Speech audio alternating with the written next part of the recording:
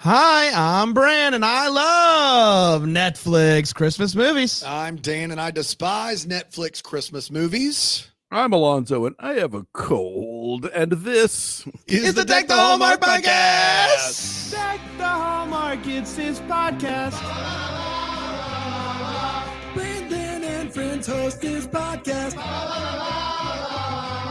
We hope you like this jolly podcast.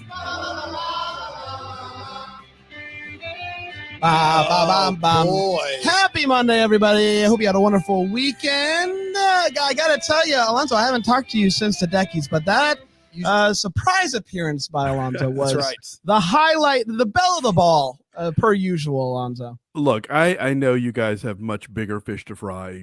All the stars are turning out for the Deckies. That's now. right. I'm just glad that I even get in the door, frankly. That's right. Always, Alonzo. The Deckies wouldn't exist without you. But also, you sound a little worse for wear now, so I'm sorry that you have a cold. Well, and, your after party was something crazy. else. What It was a virtual after party that lasted all weekend. Was the virtual Deckies after party a super spreader event? And we're just now finding out? It got pretty nuts in there.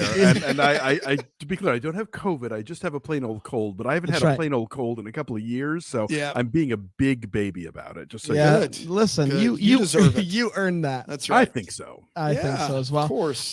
We somehow had a Netflix movie that wasn't animated that slipped through the cracks. That's right. Last year. And I don't actually know where this movie came from. It just kind of, Alonzo, I like to think we do our research and we do enough preview shows to, keep the world spinning. And we didn't know about this movie in November. And then next thing you know, it's coming out and it's there. And it's, from a lot of the people behind the Netflix smash hit A California Christmas. So I'm really kind of surprised they didn't give it bigger play. But Smash hit. I saw that production logo at the beginning. I was like, oh, no, I know this one. You guys remember the good old days of California Christmas where when you're getting ready to tell your, someone that you like who you really are, instead of doing that, you do each other. That sounds fun. Classic. Happy Monday, everyone. Classic California Christmas. Guys, speaking of Deckies, if you missed it last week, you can watch it right now on Philo, just how you're watching this, hopefully at philo.tv/DTH. I think you'll enjoy the Deckies. Enjoy it. I think we had a really good time. The Deckies are always a blast. So if somehow you missed it, I know we were we crashed the YouTube server. We did. YouTube said, can't handle this many people live. Comments, thread, the whole thing. Just tens of people are just in there right now. We can't handle this. Tens of them. But Philo has you covered, and you can watch the Deckies, you can watch this episode, and you can watch the Hallmark movie that we're covering tomorrow. All sorts of fun stuff over on Philo. So sign up right now, philo.tv/DTH. Dan, I got a quick question for you. Did you think about how kind of everything was going and where you wanted to be in all of it? Absolutely, Bran. I thought you might have. But it's time to talk about I Believe in Santa. A movie that as I was watching it, I thought, is this about Brandon? Is this about me? It originally aired on the Netflix on December 14th, 2022. And if you're somebody who shares logins and you didn't get to watch this one, get it in while you can, because apparently they're going to cut down on that. Remember a few years ago when they were like, we love it when people share logins. I also think there's someone who occasionally mentions the importance of physical media to us, and I don't remember their name, but they would. Someone has talked to me about this before. Well, look, there's a lot of Netflix Christmas originals that are not on physical media, including this one. And I'd say if this one becomes available on Christmas media, you're good. As long as I'm holding dear to my copy of Ballistic X vs. Sever. Don't worry. There you go. Vital. I Believe in Santa, December 14th, 2022, and it went a little something like this. The movie kicks off with no. It doesn't? No, the door. She switched to the 2 and the door is there. It doesn't. We're professionals. The movie doesn't kick off at all? No. Hold on. One could say. The movie kicks off with a narrator explaining the legend of Santa Claus. Without a hitch is all I'm saying. That's exactly right.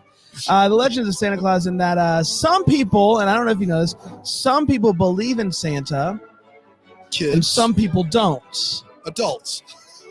Brands and Dans. Cut to 176 days before Christmas, where all good Christmas movies start. And Lisa, yes, Lisa is a journalist writing an article about Independence Day being the best holiday of the year. Tom is reading that article while drinking out of a Santa mug in July, rolling his eyes, and I immediately gravitate towards my guy Tom. Lisa and Tom are both at a 4th of July festival. Lisa drops off her daughter Ella with the dance crew that she's a part of. I don't know, that made me laugh. The dance crew, the Bees. Yeah, it's a children's dance troupe. Yes, It's not Step Up to the Streets. let's go. Yeah. Buzz off. Ella goes to tie her shoe. Best be stepping. And they only dance to the No Rain song, though. Ella goes to tie her shoe and loses track of the dance crew. Tom spots her in the crowd and says, "Hey, come hang out at my booth." It is still creepy, but less creepy than I'm making it sound. It's somewhere in between how creepy it truly is and how creepy it sounds. You guys get it. Anyway, Lisa comes over, sees her, does think that he's a creep, but then they end up hitting it off. They start dating. We see them doing summer stuff. We see them Halloweening. We see them doing all the seasonal fun. Cut to 25 days until Christmas. She shows up at Tom's apartment and is shocked to find out that all of the halls are absolutely decked with all of the holly. She is overwhelmed and is clearly not a fan of Christmas, and somehow his love of Christmas and her hatred of Christmas never came up leading up to this point. She leaves and his buddy is like, "When are you going to tell her about Santa?" She's on the way home, decides that she should at least give Christmas a chance. So they have a full day of Christmas fun, and she's like, "Okay, it was fun." The next day, they're all decorating the tree, and Ella asks if Santa is real, and Tom is like, "Duh, he's super real." And the next day, they're at dinner with friends, and Lisa thanks him for helping answer Ella's Santa question. She never wants to crush her spirits, unlike Dan. And he comes out and finally says, "Well, what do you mean? Santa is real. And all of the doubters are wrong. It makes too much sense if you really think about it." This once again throws Lisa for quite the loop, but they still decide to kind of like stay together and like, hey, just because you believe in something that I don't believe in doesn't mean that we can't be together and work through this.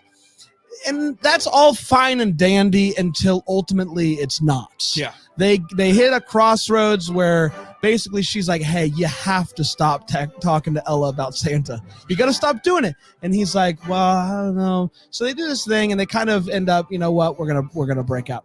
Well, unfortunately, there is a sled building competition that Ella's dad is usually the one that helps, but not able to help this time. And so says, "Hey, would you be able to help me with my sled, Tom?" And Tom says, "Okay." And so he helps with the sled, and they all go to the sledding competition together. They get in the sled together. They go down the sled together. And what brings people together more than a sled? Am I right, everybody? Just sledding together. A family that sleds together stays together. Is that it? That's what I've always said. And the green screen not nearly as bad. Not nearly as bad as what was that movie? Very Merry Toy Store. Oh Yeah. boy, That was an all-timer. An all-timer, that's for sure. So they end up talking some more, and they decide, you know what? Let's get back together. And he does come around to the idea that, like, I need to be like a little bit more like harsh and hard line about this. And she's like, "You know what? It's okay if that's your thing." And does he propose? Yes. He proposes. He proposes, and she says yes. Yes, correct. He does a Christmas Santa's list. His list for Santa is just that's right. Her That's and her right. daughter. Yes. Yeah. And so he proposes, and she says yes. And Ella's like, Santa is real, and he's like, some things you can't fake, and that, my friends, was I believe in Santa. We exactly right. did it. We're gonna take a quick break. We're gonna come back. We're gonna break this movie down with 4 segments here on Deck the Hallmark.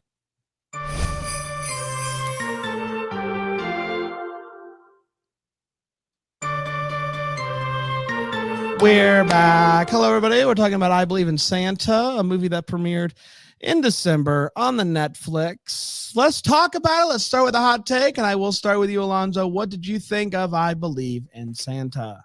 Well, I will say one of the best things this movie has going for it, especially watching it now and not having seen it originally in December, is that the young girl in this movie is the star of January's smash hit, Megan. That's right. We were watching this, and I was like, didn't we just see her in something? I know. That's right. And we both went to see Megan on Friday morning. It opened, so we were like, "Oh, that's where we were." I love Megan. So that was pretty groovy. This movie, God, I mean, I give them points for trying some things that are different and definitely taking some big swings thematically and narratively.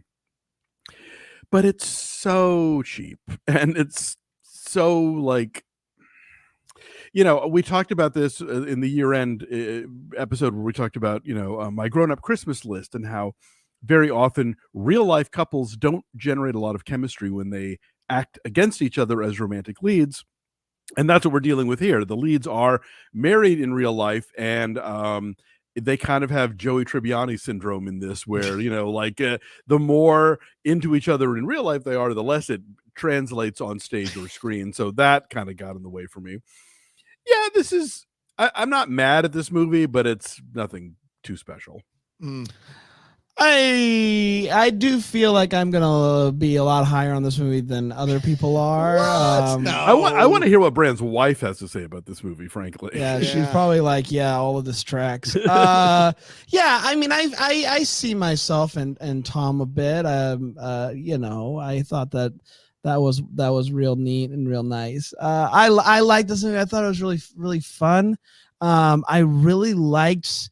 I will say, I really like the first half of this movie a lot more than the second half of this movie. Like the lead up, the build up to him finally coming out and saying that he believes in Santa Claus was really enjoyable and fun for me. And in the second half, once that finally got put out into the open, it lost some steam for me.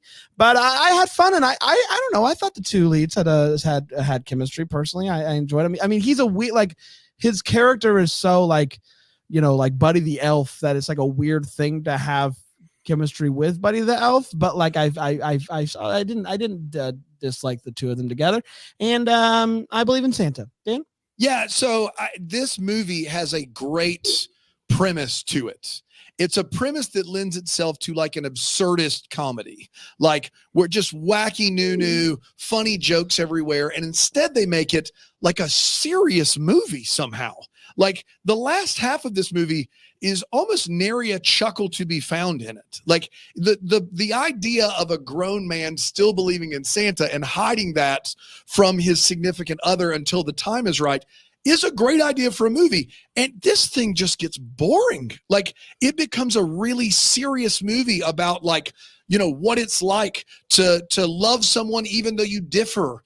And it has big things to say, and it says none of them well. And instead of it being a funny farce of a movie where this grown man is like crazy nuts about Christmas, it isn't. It's a serious movie about taking everyone seriously, regardless of what they believe.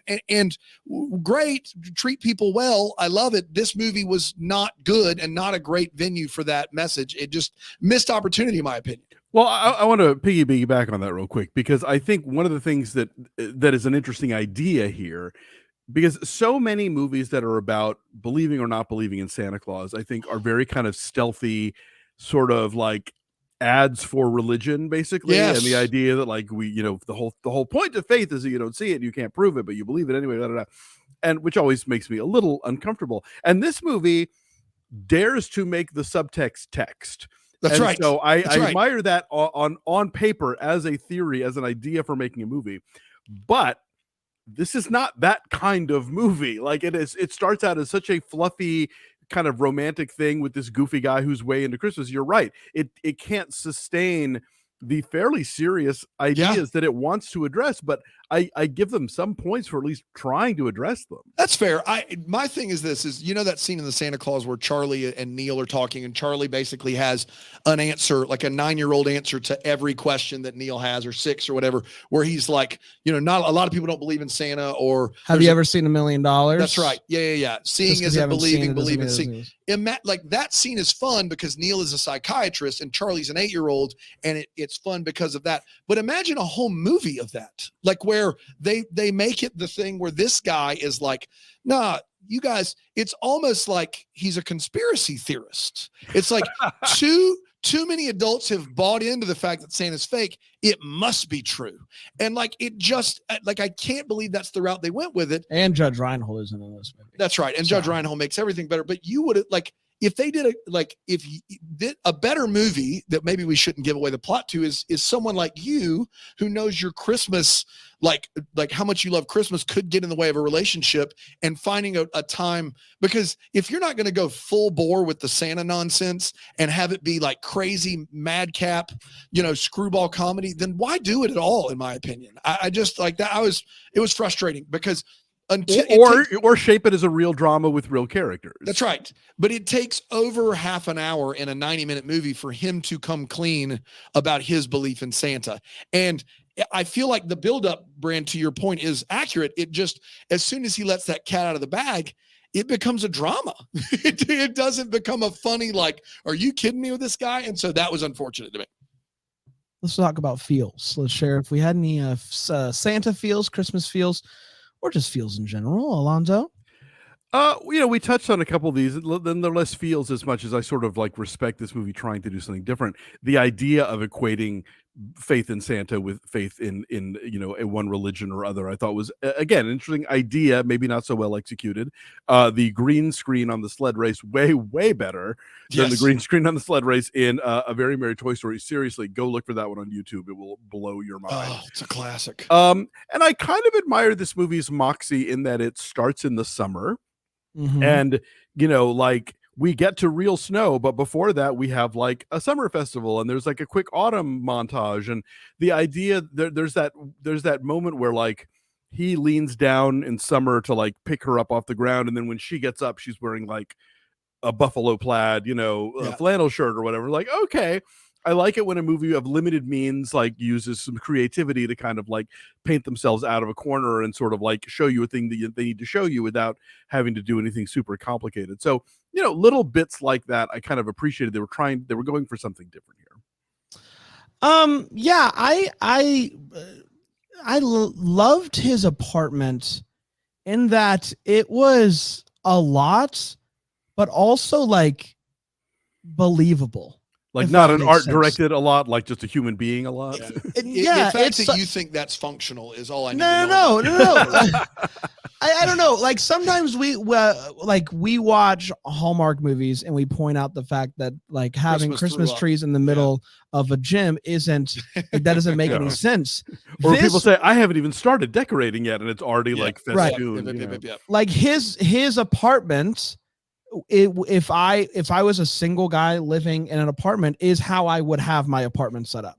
Like to that. I mean, I've always wanted a train going around my Christmas, like all of those things. I'm like, yeah, doable, believable, and is functionable. Functional, not functionable. It's a both and. It might be functionable. That's not a word. It's not that it's not a word. It's that you're not saying. That's right. You know what, Alonzo? The fact that this started at the 4th of July was great, and them going through the seasons and like that was awesome. It made me think. You know, my kids always ask me when it's going to be Christmas, and like it was like one of these situations where I was like, what? Like I could almost write a book. I think if you help me a lot, write a book where you trace like through every season of your kids just wanted to. Yeah, Bran. Hey, Dan. Yeah. We wrote that book. Oh my gosh, we did write that book. And it's of limited means. And we did it anyway. We made a Christmas book about every season. And what's it called, Bran? When's it going to be Christmas again? And it's on sale right now. How do you guys not have a copy handy to hold up to camera? Man, that's bad on our- I'm our- embarrassed. that's Just on a us. mat. We'll That's on us. superimpose it. That's Yes, right. edit Yeah, that in, you were please. totally out of the camera, Aaron. Don't worry, Aaron. No one saw it. Oh, please No one- throw it to them from off camera. That's right. Yeah. Philo TV, everybody. I mean, Yeah. above and beyond that, Aaron Shea. We're going to take a quick break. We're going to come back, and we are going to just throw it to me. Oh, There look we at go. that. Look at that Nice bug. catch. There we go. When's it Look gonna at be that. Christmas Wonderful. again? We're going to take a quick break. We're going to come back, and we are going to break this movie down with 2 more segments here on Deck the Hallmark.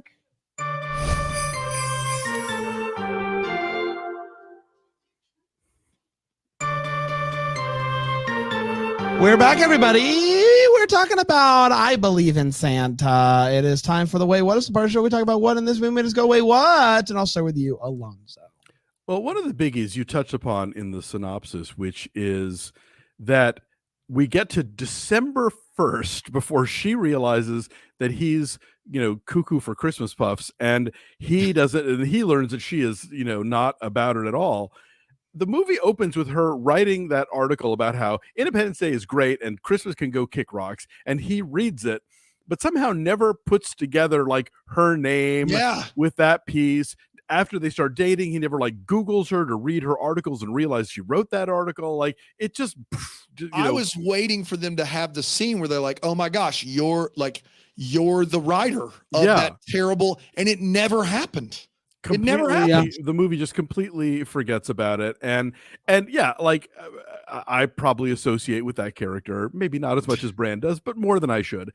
And the idea that you could be dating somebody for 5 months and not mention your fanatical Christmas obsession, like I don't see it somehow. Like I'm listening to Christmas music all year. Yeah. Like you're gonna. There's hear no Dave way White that is guy- not buying this because he knows what it's like to live with this. That's right. right. Yeah. The flocked joke is maybe funny once, Yeah. but they just keep. They go to going that with it. well over and over again, and Brand liked it every time. Oh, Yeah, it was. I think it was one flock too many. fair enough. So they put up the flocked tree, and the daughter says, "This is the prettiest tree we've ever had." Now, is it the prettiest tree or is it the only tree? Because There it is. we're led to believe the mother is not a fan of Christmas at all. How have they ever decorated? It's a both and situation. Well, yeah, I guess. that was like one of my the flicks was what did she do before this? Yeah, I 'Cause would have liked when you that have spelled out. when you have a kid, I have to imagine even if you hate Christmas, like the week leading up to Christmas, you're at least putting up a little dinker, Yeah, right? Yeah, Like you got to something, a do. You're wreath. doing something, right? For your kids. Yeah. It's for the Yeah. kids. So I'd like to know how that plays out. That mistletoe. This is a thing that always makes me crazy in movies, and I understand like sometimes they can have red berries, sometimes they can have white berries, but these were just like they like upside down It was felt like cactuses? it was I don't- paper. Yeah, it's just paper. It looked Yeah, like. just It was bad. nonsense. Yeah, it's weird. Jokes are not trivia. They go to Christmas trivia night, and the Yep. one question answer we see is a riddle. I'm like, that's not trivia. That Sorry. was my what No. the flicks. It was Whoa, what is this this night? trivia night is where one guy reads out a riddle, and if you figure out the punchline, then you're winning at trivia. If it's riddle nights, Yeah, I'm in. this is it. Yeah. Which that's hell for me. Oh my Ugh. gosh. Like like yeah. Oh my goodness. Riddles. People that like riddles. Oh. I'm sorry, people that like riddles. I love you, but just keep your riddles. Hey, look, I listen to Christmas Morning. I know how you feel. So, okay, I don't think that this character is a lunatic because he believes in Santa Claus. I do, however, think he's a lunatic because he goes on the sleigh ride by himself. Yeah. You can't do that. You How just can't committed do to the that. bit do you have to be like heartbroken and crushed and dumped and still go on the Holly Jolly sleigh couldn't. ride? I That's couldn't. Too much. I've got so many better things. Would you? No, but I don't Yeah. even really like sleigh rides. Yeah. There you go. It's too slow for me. I I wrote down undeserved Missy Pyle saw him live. She pops up at the end to sing whatever the Santa song is. I'm forgetting now. Lend Your Ear This Way. Jolly Old St. Nicholas. There it is. And Missy Pyle is like, brilliant comedic actress. You may remember her from Josie and the Pussycats and a million other things. And I'm like, He's in what? Galaxy Quest, which I love Yes. very, very much. Yeah, like why are you in this movie? Who Yeah. do you owe a favor to? What's new, who's your Pussycat? buddy? Okay, no. Okay, You sorry. should know who Missy Pyle is, and if you looked her up, If you you would saw be like, her oh, picture, her. you would know who she is. It's a Yeah, great for name. sure. Great name. So you just calm down. And then this isn't a wait what as much as it's just a trope I am sick to death of, and that is sidekicks of color with no lives of their own.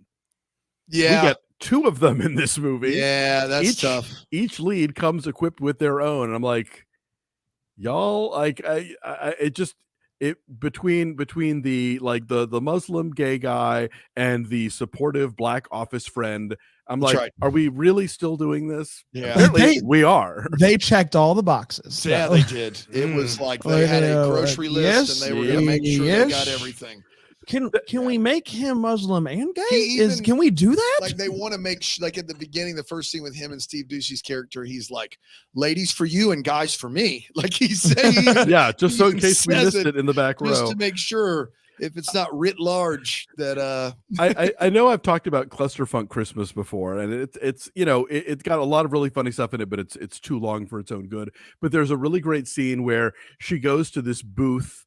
It's these people who sell like vintage ornaments or whatever. Everything's very fragile, and it's like a black man and an Asian woman, and they talk about the reason that they're able to ship out everything is because we check all the boxes. that's funny. Yeah, That's a funny bit. I That's like funny. that. I need to watch that movie. I've not seen it. I have a few. One, the bee dance was weird, right, guys? Yes. It's Yes. a weird dance. Can we stop having kids dance on screens and shake their booties at the camera? That's a weird bit, and it's just weird. Let's not do it. Let's Yeah, just not it's do weird. that. and they Let's did just it in not front do of a that. sign for the dance studio. So if you want to know who to blame, you have a That's right. website. Yeah, I think. That's It's right. just a weird bit that we Yeah. didn't need. They're at dinner. It's like I think their first date, and they're having a wonderful time, and you can tell because they both have glasses of wine. And someone who is running this place, or their, whoever was waiting on them or whatever, just takes their glasses of like full glasses of wine. And is like, it's time to leave. You can't just do that. No. If you Cutting you serve- off. if you serve them the full glass, you got to let them drink the full glass, right? That's Like, how that works. let them yeah. know, like it was Yeah. your fault for serving them, guy. This was we've seen a lot of Christmas tree lightings in our day.